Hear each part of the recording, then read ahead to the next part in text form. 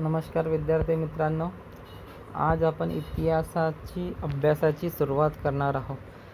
इतिहासाच्या अभ्यासाची सुरुवात करताना सर्वप्रथम आपण यावर्षीची अनुक्रमणिका समजून घेऊया. यावर्षी आपण स्वतंत्रोत्तर भारत बघणार आहोत, म्हणजे ज्याचा कालावधी हा 1961 ते 2000 इतका आहे. ह्या काळात ज्या काही घटना घडलेल्या आहे त्याचा अभ्यास आपण यावर्षी करणार आहोत. यावर्षी तुम्हाला एकूण 10 पाठ आहे. तर पहिला पाठ आहे आपण इतिहासाची साधने, म्हणजे इतिहासासाठी लागणारी काही महत्त्वाची साधने जे आहे ते आपल्याला याच्यात बघायची आहे. कोणती गोष्ट आपल्याला बघायची आहे ते आपण आता डायरेक्ट पाठामध्ये बघणार आहोत. इतिहासाची साधने. आतापर्यंत आपण प्राचीन, मध्ययुगीन आणि आधुनिक भारताच्या इतिहासाचा अभ्यासला आहे. यावर्षी आपणास स्वातंत्र्योत्तर कालखंडातील भारताचा इतिहास अभ्यासाचा आहे. म्हणजे आतापर्यंत आपण बघितलं तर प्राचीन, मध्ययुगीन आणि आधुनिक भारताचा अभ्यास केलेला आहे. ठीक आहे. आता आपण यावर्षी आपल्याला स्वातंत्र्योत्तर काळाचा अभ्यास करायचा आहे. म्हणजे 1960च्या नंतरचा जो काळ आहे त्याला स्वातंत्र्योत्तर काळ असं म्हणतात. आधुनिक काळातील इतिहासाची साधने प्राचीन मध्ययुगीन साधनापेक्षा वेगळी आहे.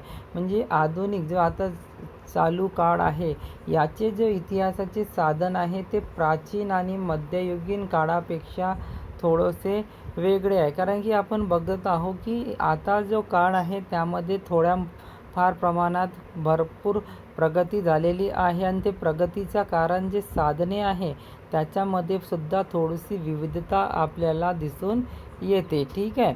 आता आपण बघूया की हे साधने कोणते आहे. तर पहिलं आहे लिखित साधने, दुसरं आहे भौतिक साधने, तिसरं आहे मौखिक साधने आणि चौथं नव्यानं समाविष्ट झालेलं दृकश्राव्य साधने, ऑडिओ व्हिज्युअल म्हणतो त्याला इंग्लिशमध्ये, ते पण साधने याच्यामध्ये म्हणजे त्यांनी सामील केलेलं आहे.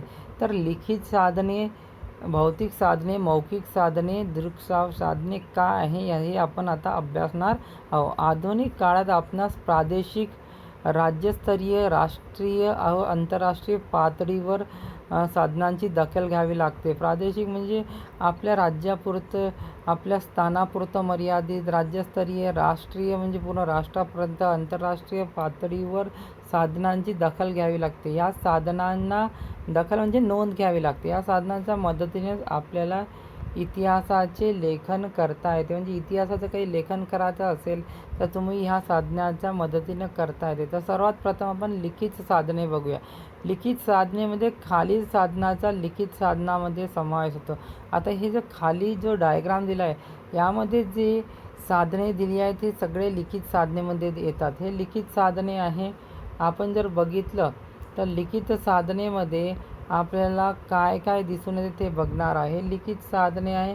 लिखित साधनेमध्ये सर्वात पहिले वृत्तपत्र म्हणजे न्यूजपेपर, नियतकालिके म्हणजे जो 15 दिवशी 1 महिन्यातून जो मॅगझिन होते म्हणजे पब्लिश होते त्याला नियतकालिके म्हणते. रोजनिशी जो रोजच्या रोज आपण डायरी लिहितो, कोणाकोणाला असते रोज काय ज्या घडामोडी घडतात जीवनामध्ये ते लिहिण्याची सवय त्याला रोजनिशी म्हणते. ग्रंथ, मोठे ग्रंथ जसं आपलं हिंदू संस्कृतीचं ग्रंथ आहे, ठीक आहे, कुराण आहे, हे सगळे ग्रंथ आहे. पत्र व्यवहार जसं डेव्हलपमेंट झालं, लेखागारमधली जो कागदपत्रे आहेत ते सरकारी गॅजेट, टपाल तिकिटे, कोशवाङ्मय म्हणजे ज्यामध्ये आपण एखाद्या शब्दांचं किंवा जे आपल्याला माहिती नाही त्याचा संदर्भ ते घेतो त्याला कोश वाङ्मय असे म्हणतात. माहीत आहे का तुम्हाला? हे महत्त्वाचं असते. माहीत आहे का तुम्हाला?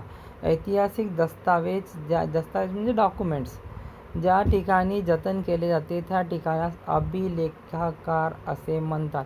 म्हणजे जो इतिहासाशी संबंधित जो दस्तावेज आहे, दस्तावेज म्हणजे डॉक्युमेंट्स आहे, ज्या ठिकाणी जतन म्हणजे जपून ठेवले जातात त्या ठिकाणाला अभिलेखागार असे म्हणतात. भारताचे राष्ट्रीय अभिलेखागार हे नवी दिल्लीला आहे.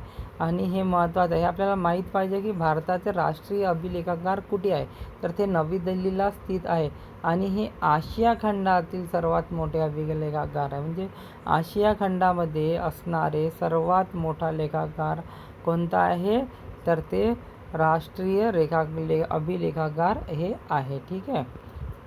आता आधुनिक कालखंडातील वृत्तपत्रे ही जशी जशी लोकशाहीचा चौथा स्तंभ आहे. 4 स्तंभ असतात.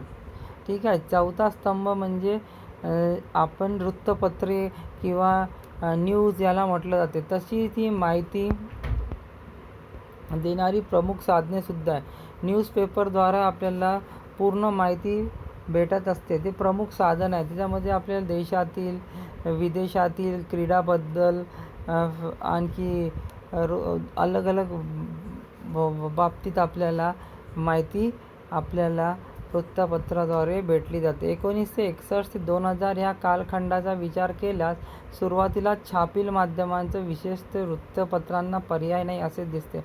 सुरुवातीला जर बघितलं आपण 1961 पासून, तर त्या काळामध्ये आपण म्हणजे जो इंटरनेट किंवा जे दृकश्राव्य साधनं आहे त्याच्याशी जास्त अवगत नसल्यामुळे त्या काळात जास्तीत जास्त जर महत्त्व होतं तर ते छापील वृत्तपत्रांना होतं. छापील म्हणजे जे प्रिंटेड वृत्तपत्रांना जास्त महत्त्व होतं आणि त्याला कोणताच ऑप्शन म्हणजे पर्याय नव्हता.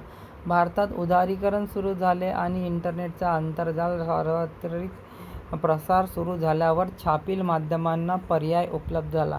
म्हणजे जेव्हापासून भारतामध्ये इंटरनेटचं जाळं पसरायला सुरुवात झाली, त्याच्यानंतरपासून आपण बघितलं की छापील माध्यमांना एक पर्याय उपलब्ध झाला आणि मोठ्या प्रभावीपणे जो पर्याय आहे इंटरनेटचा तो घरोघरी पोहोचू लागला आणि कुठेतरी जो छापील माध्यम आहे त्याचं महत्त्व थोडं कमी झालं. ते जरी आज टिकून आहे, आपल्या सामर्थ्य आजही टिकून असलं तरी पण काही प्रमाणात त्याच्याबद्दलची जो ओढ आहे ते कुठेतरी लोकांमधून कमी होताना आज दिसत आहे. आज आपण बघतो की न्यूजपेपर वाचताना तुम्हाला खूप कमी लोक दिसतात. सामर्थ्य आहे, अजूनही जे तज्ज्ञ लोक आहेत ते न्यूजपेपर वाचतात, पण सामान्य लोक जास्तीत जास्त इंटरनेटचा किंवा आणखी दुसरे जो माध्यम आहे त्याचा वापर बातमी जाणून घेण्यासाठी करताना आपल्याला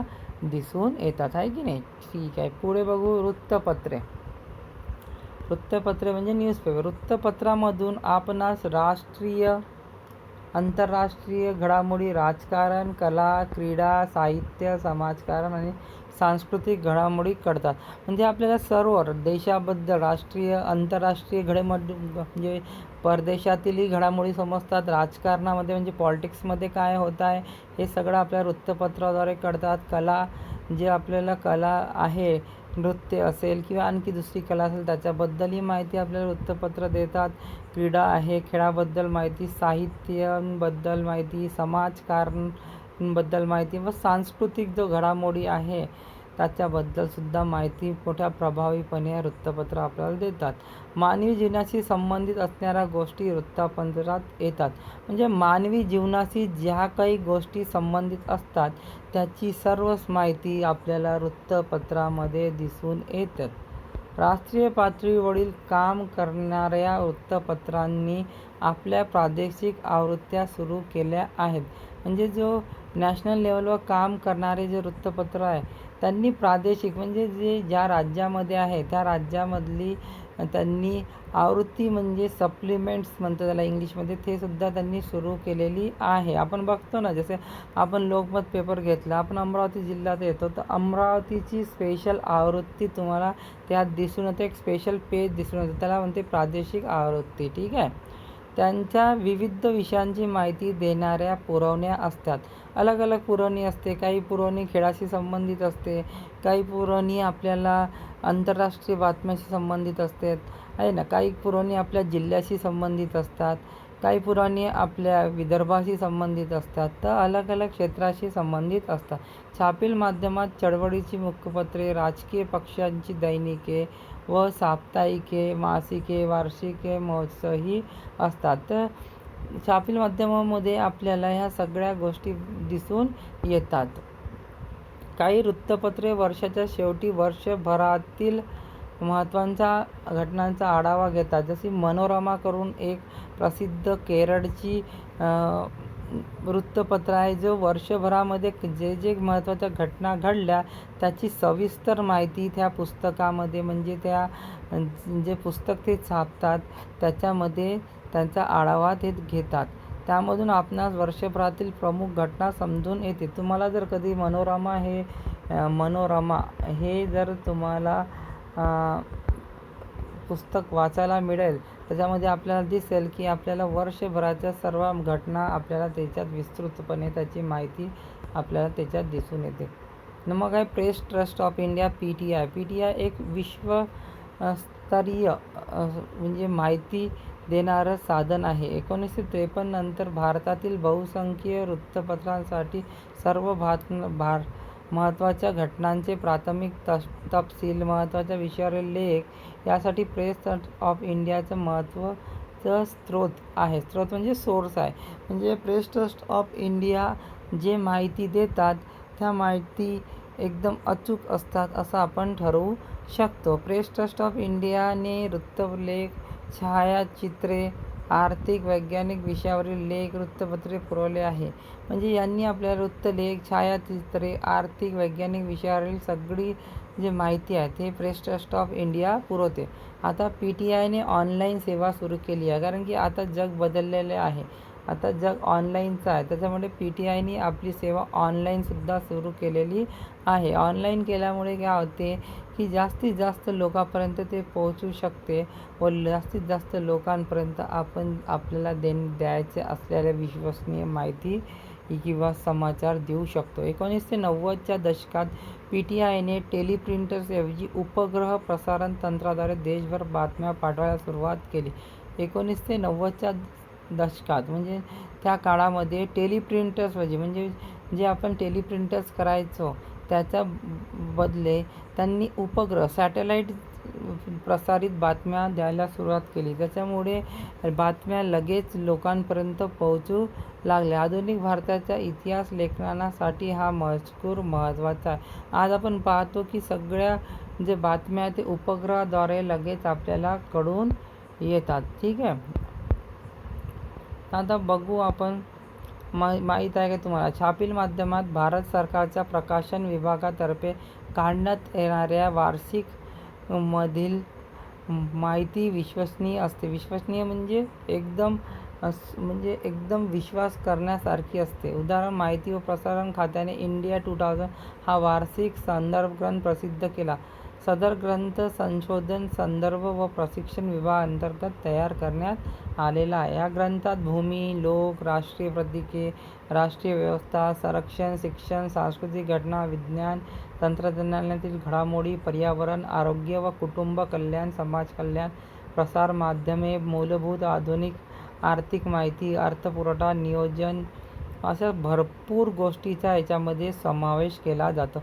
अशा माहितीच्या आधारे आपण इतिहास लिहिणे शक्य होते. जर आपल्याला ह्या सगळ्या गोष्टीची माहिती आपल्याला मिळेल तर आपण आरामात काय करू शकतो, आपण आपल्याला याच्या आधारावर इतिहास लिहिणे काय होते, सोपे जाते. आपल्याला माहिती असे मिळेल तर आपण त्याच्यावर आधारावर आरामात काय लिहू शकतो, आरामात कुठली पण माहिती आपण लिहू शकतो, आहे की नाही. तर ठीक आहे, आज आपण इथपर्यंत घेऊया. पुढच्या भागामध्ये आपण टपाल तिकिटे बघणार आहोत. पण तत्पूर्वी याच्यावर आधारित मी काही प्रश्न आपल्याला देतो, ते आपल्याला सोडून बघायचे आहे. जे आपण पाठ बघितला त्यावरच आधारित काही प्रश्न आहे. पहिला प्रश्न, इतिहास कशाच्या आधारे अभ्यासला जातो. म्हणजे इतिहास कशाच्या आधारे अभ्यासला जातो, आपण जो आज अभ्यास केला आहे त्याच्यावर आधारित हे प्रश्न आहे. लिखित साधनांमध्ये कशाकशांचा समावेश होतो. लिखित साधनांमध्ये कशाकशांचा समावेश होतो. हा दुसरा प्रश्न. पहिला प्रश्न होता इतिहास कशाच्या आधारे अभ्यासला जातो. लिखित साधनांमध्ये कशाचा समावेश होतो. तिसरा, अभिलेखागार कशास म्हणतात. अभिलेखागार कशास म्हणतात. तिसरा. चौथा, भारताचे राष्ट्रीय अभिलेखागार कोठे आहे. भारताचे राष्ट्रीय अभिलेखागार कोठे आहे. हे 4 प्रश्न आपल्याला आज झालेल्या अभ्यासक्रमात मिळेल. ते शोधा आणि लिहा आणि स्वतःहून सुद्धा थोडा वाचा. म्हणजे तुम्हाला वाचल्यानंतर कळेल की आपल्याला इतिहास किती समृद्ध आहे आणि याच्याद्वारे आपण किती आज प्रगत झालेला